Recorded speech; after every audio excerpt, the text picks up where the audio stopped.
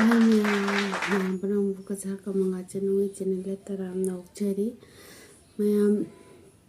ngasi video ama puna lakchare ngasi ki video sidi sum ai nungdangi tatnjaba duni ado sini ai ki ngasi ki didi se swabin thong mani sida achar leire se achar se ni semjabani champat leire tan na ahum khak leire ai sida hingang leire machi da loina lore didi sina kobi lay fry tawbadi ado mayam ai chaba hujarge do chaba hudringada aina sum thongi ba hingang do recipe do ucharamge ado jengmina si mayam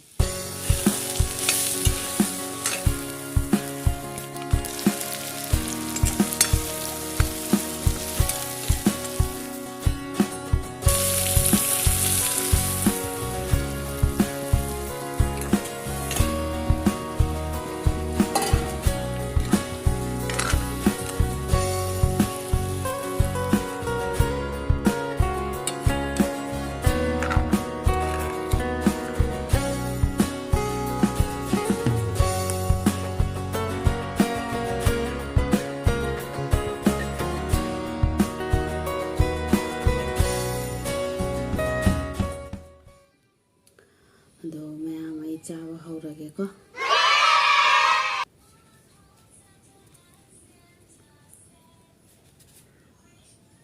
mubang mudi na teba ko ai se sum kaino ma taw semge na sum semane ba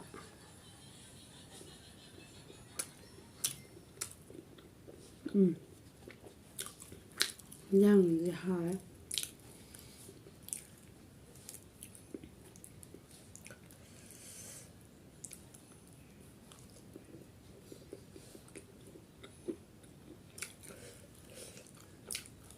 Higi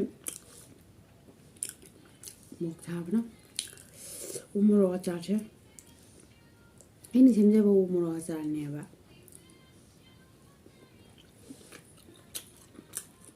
một thao nó kan am cha ba ngam de ba han ta pon khara chen ma de ne kha sa ba pe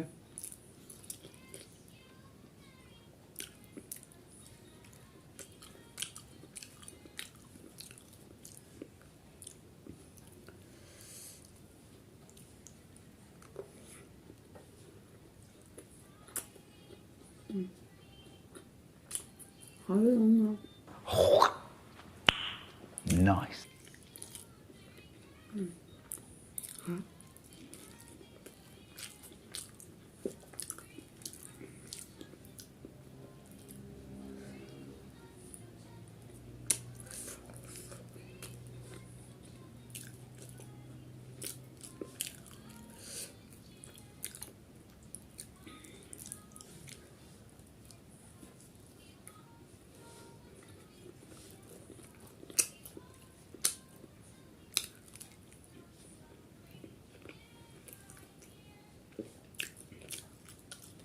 acha che moro than putar tar nyam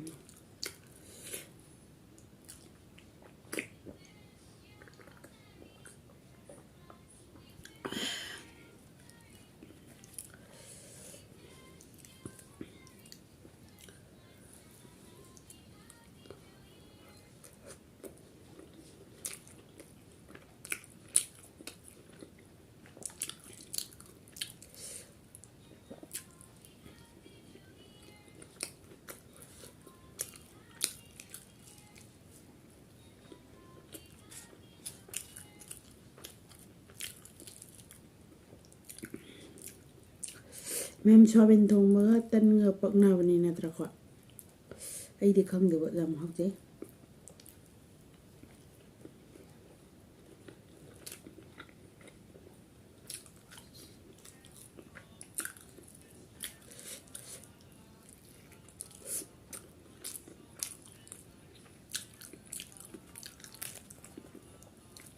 ko bilai se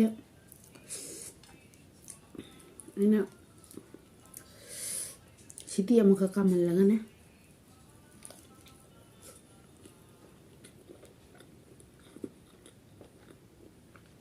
ꯇꯧꯕꯅꯦꯕ fry ꯇꯧꯕꯅꯤ ꯍꯥꯏꯗꯤ direct ꯉꯧꯕꯗꯣ ꯈꯤꯇꯪ ꯀꯟꯕꯅꯤ ꯌꯥꯝ ꯍꯥꯎꯋꯦ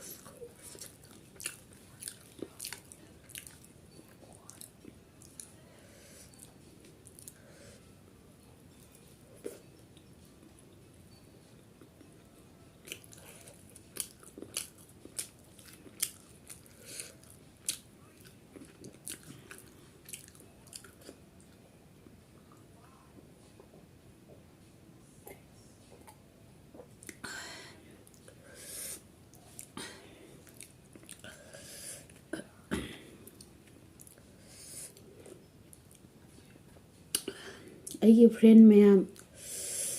ꯏꯆꯤꯟ ꯏꯅꯥꯎ ꯃꯌꯥꯝꯅ ꯀꯣꯃꯦꯟꯗ ꯍꯥꯏꯕꯤꯔꯛꯄ ꯃꯌꯥꯝꯗꯣ ꯑꯩ ꯇꯧꯕ ꯉꯝꯅꯕ ꯍꯣꯠꯅꯖꯒꯦ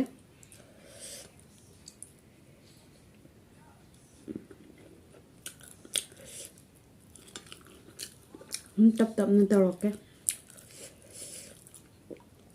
ꯑꯗꯣ ꯁꯨꯝ ꯀꯣꯃꯦꯟꯗ ꯍꯥꯏꯕꯤꯔꯛꯎ ꯑꯩꯒꯤ ꯑꯁꯣꯏ ꯑꯉꯥꯝ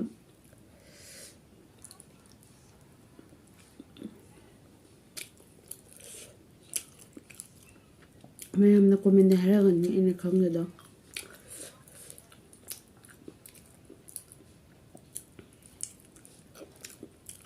ꯑꯗꯣ ꯐꯠꯇꯕ ꯀꯣꯃꯦꯟꯗꯤ ꯄꯤꯕꯤꯔꯛꯀꯅꯨꯀꯣ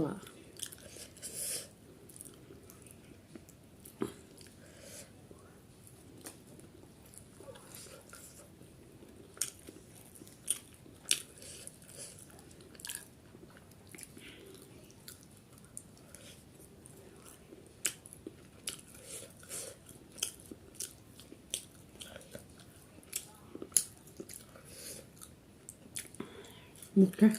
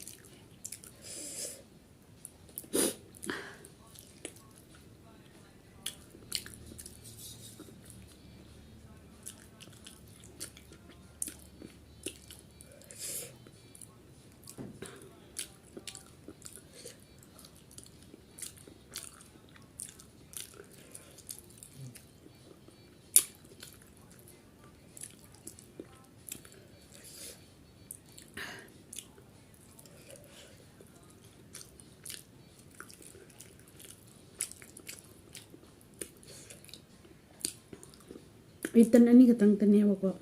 ꯆꯥꯔꯤꯕ ꯉꯁꯤꯗꯤ ꯏꯟꯖꯥꯡꯁꯦ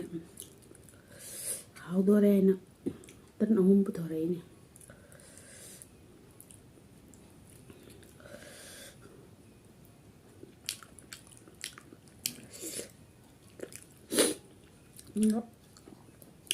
một thơm nè đâu mẹ sao bây giờ sẽ lẽ ꯃꯌꯥꯝꯅ ꯑꯩꯒꯤ ꯆꯦꯅꯦꯜꯁꯤꯕꯨ ꯂꯥꯏꯛ ꯁꯕꯁꯀ꯭ꯔꯥꯏꯕ ꯁꯤꯌꯔ ꯇꯧꯕ ꯀꯧꯕꯤꯅꯨ ꯃꯌꯥꯝꯒꯤ ꯀ꯭ꯔꯤꯄꯥꯗꯒꯤ subscribe 1Kꯒꯗꯣ ꯑꯝꯇꯪ ꯌꯧꯖꯒꯦ